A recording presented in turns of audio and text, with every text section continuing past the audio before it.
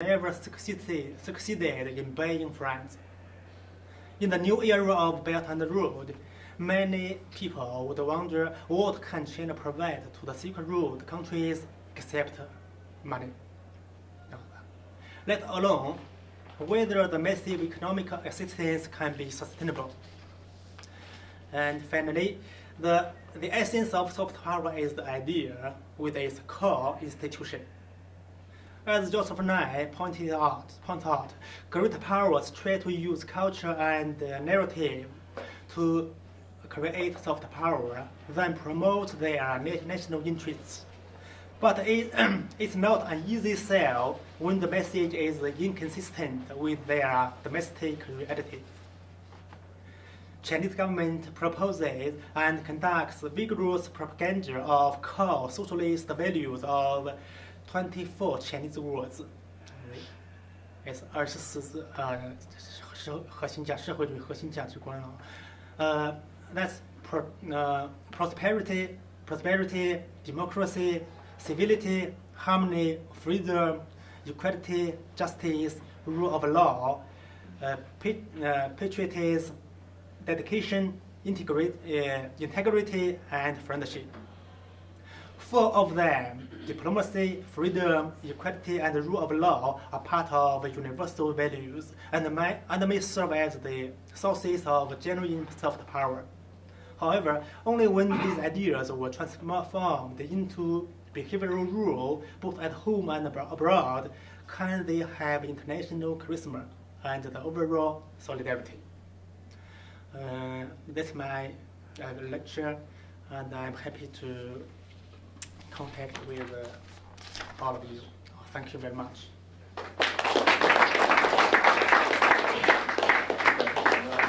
Professor Zhou would be quite happy to answer questions or objections.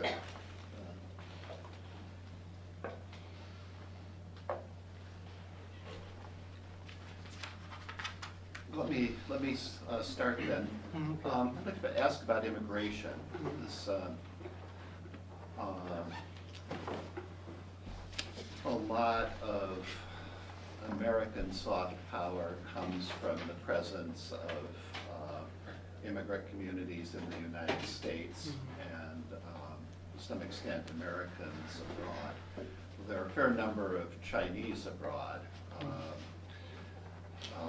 and now a fair number of non-Chinese living in China. There's essentially no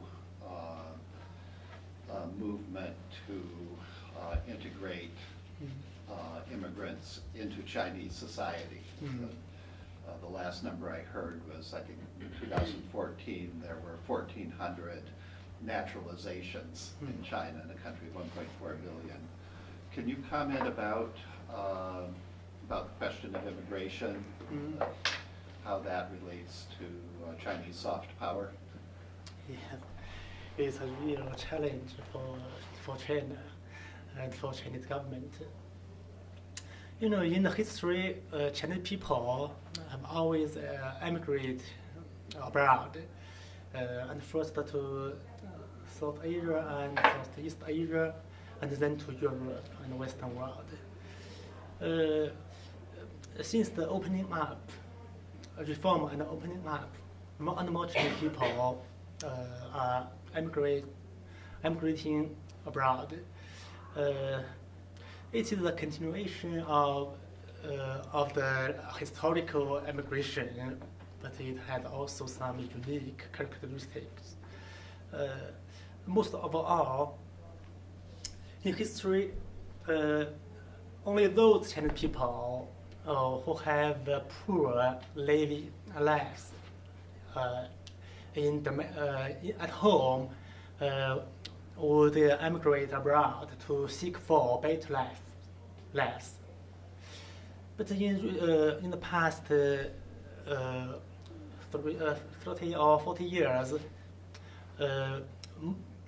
most emigrations from China are of elites of wealth and knowledge, and even of power. So it's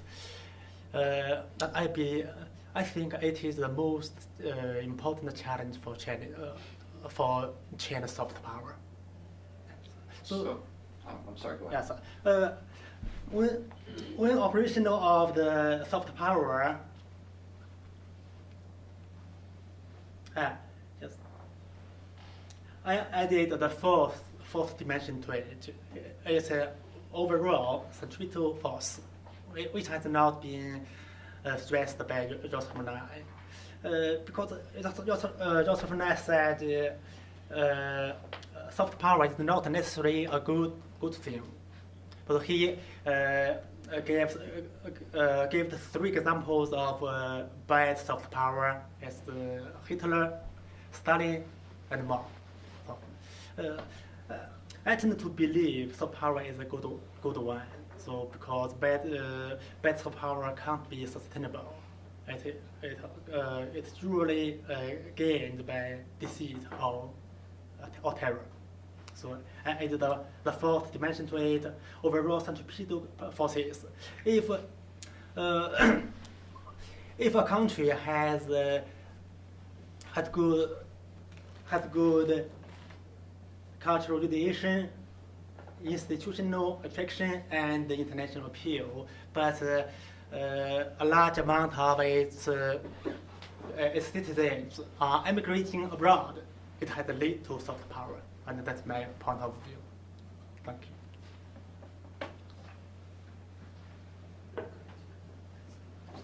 Yeah, my question is about Chinese support for a lot of these small countries, like financial support. Like in Central Asia, you have countries like Kyrgyzstan and Tajikistan. In Africa, you have Djibouti. And in South Asia, you have Sri Lanka and many other small countries that China steps in and provides, a line of credit for the governments. And I was wondering, because I mean, you hear stories a lot in the media about how these schemes are kind of are not sustainable. At least they, the governments are there to buy the elite, and they, it's not to revive the economies of these countries. And I wondered to what extent the government, what's the perspective of the Chinese government about the likely implication of these, financial assistance. I mean, certainly in Kazakhstan, you probably heard of this anti-Chinese riots under the land concession, and I was wondering if the Chinese government is concerned that these types of dealing with cutting deals with the elites of these corrupt authoritarian regimes might jeopardize the long-term stability of these. This project, or One Belt, One Road, whatever it is, whether building like goodwill and sustainable economy in the future. Like, what do they think? Are they that naive that they don't see the implications, or maybe they are after other strategic goals, or maybe it's the street level bureaucrats who are in charge of providing credits that they cut the deals with these corrupt leaders. What's the situation? Are you from Central Asia? Yeah. Kazakhstan? I hail from Tajikistan. Oh, Tajikistan. Okay. And if the government's default, what would happen? Yes. Chinese government is now thirsty of enhance its soft power. So it supports a large amount of massive assistance, economic assistance. So it has built overseas military base in Djibouti, in Africa, and providing massive economic assistance to Central Asian countries, including Kyrgyzstan and Tajikistan. But I think it's the only means Chinese government can use to enhance its international influences. That means economic assistance.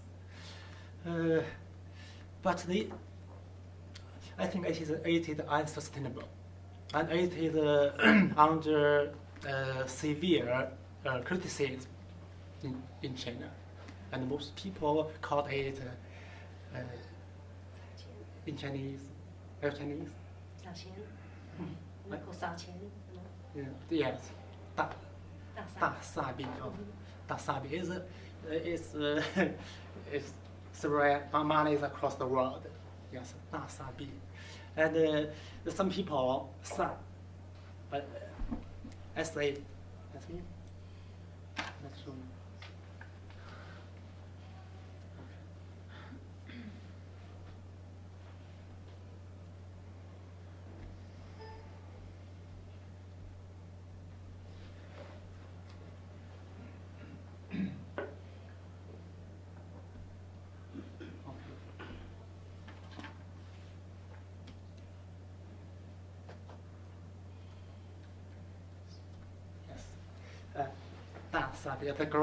The grand perennial of money across the world. That's happy.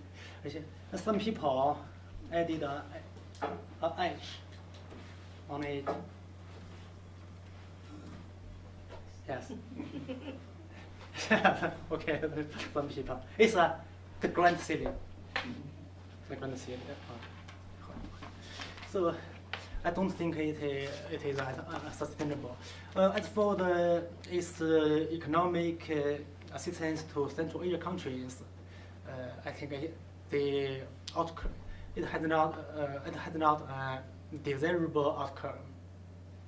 The most important barrier is Russian government attitude. You know, Central Asia are regarded as Russia to its backyard.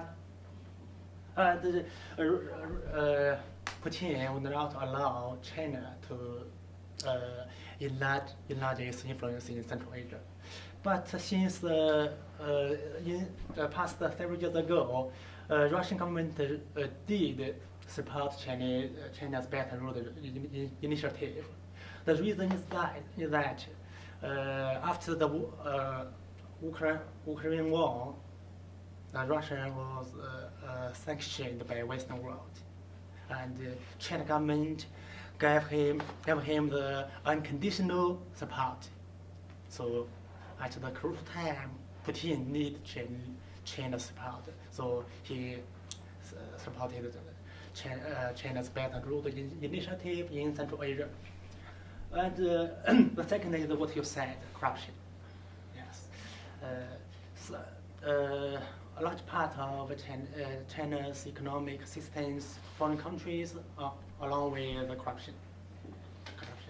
And a former China's ambassador to Geneva and to conduct nuclear negotiation warned that we should aware of One Belt and Road to become a corruption road. So it's really a challenge. Thank you.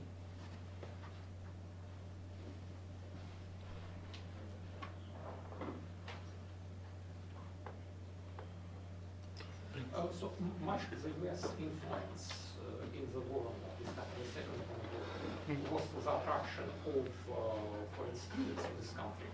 One started, say, from the father of Barack Obama and to amount of current presidents and prime ministers worldwide who studied in the United States for some years, like say Saakashvili or Georgia.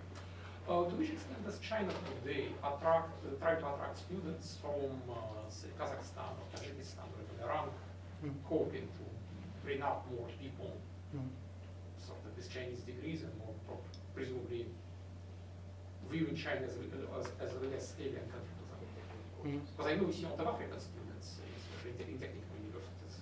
I don't know much about South Asia. Do you mean international students from Central Asia and the Middle East in China? Yeah, for example, the same way, what is it, Shibai Dashi or whatever. Yes. So, does the government recommend scholarships, language courses, stuff like this? yes, I also have some international master students from Kyrgyzstan and Uzbekistan. It's another way that Chinese government try to enhance its soft power in international society. That to provide massive scholarship to foreign countries and fund them to study in Chinese universities.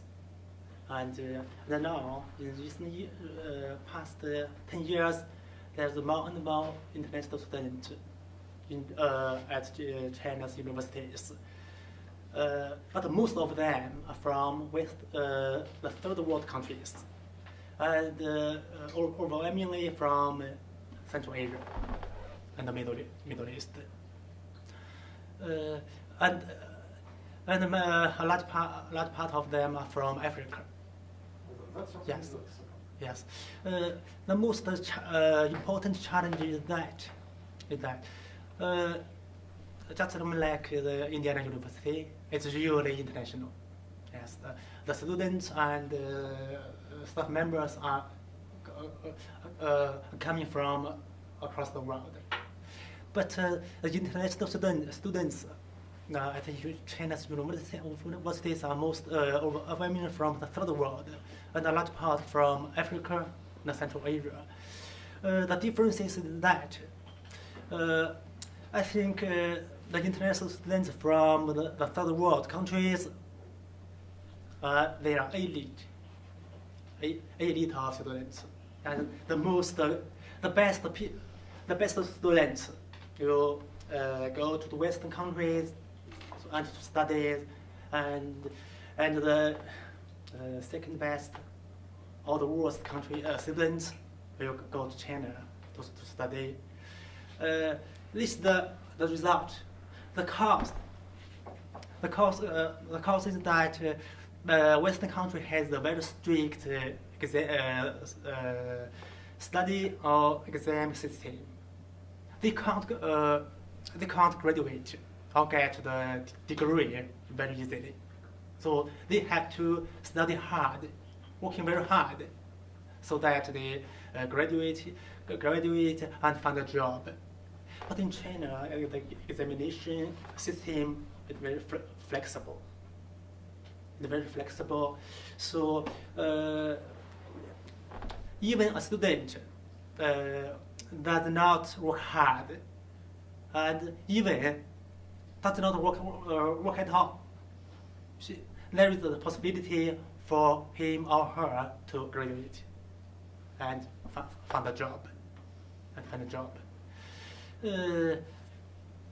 On the other hand, the Chinese government provides massive scholarship to international students, and much more than those provided to Chinese students. So some international students use this scholarship as 3 parts. 1/3 for their studies, 1/3 for their working, for their living, and 1/3 for corruption in China. Okay, it's a really challenge and a political risk.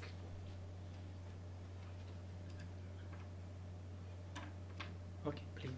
I'm interested in the cultural part of soft power. So, for instance, it seems like internationally, with regards to soft power and culturally, China has suffered quite a bit, right? I mean, it openly acknowledges that with regards to film, TV drama series, and so forth like that, it's nowhere near like its neighboring countries such as South Korea and Japan. So, on the cultural front, is the Chinese government doing anything to help stimulate these local cultural industries, such as film studios and so forth, to help bolster their soft power? Yes, yes.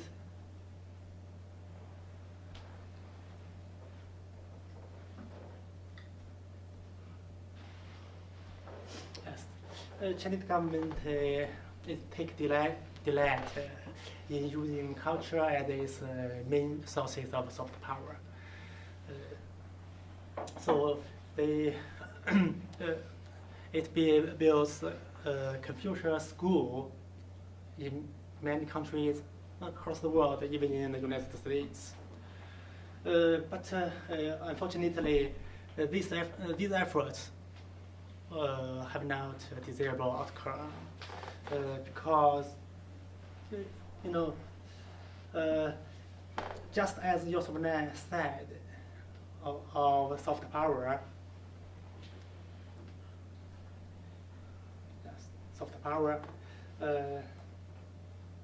culture can be a source of soft power, but only if it is attractive to others, and the political values contained in the culture can also be the sources of soft power, only when it lives up to them at home and abroad. In other words, if Chinese government build a Confucian school abroad and teach all courses, all cultural courses to propagate the political value in continent, but it doesn't live up to it domestically at home. Just as I said, the Chinese traditional culture was expressed as a trinity of Confucianism, Taoism, and Buddhism. So the core of it is Confucianism. But Confucianism in history, and both in history and in reality, acting as an ideology. An ideology, a political ideology, not the rule of behavior for every people in everyday lives. So I talked to some teachers and directors in China's Confucian schools, overseas Confucian schools. They told me that the school are acting as just a language teaching institute, and it had little role in propagate China's political value. Okay, thank you.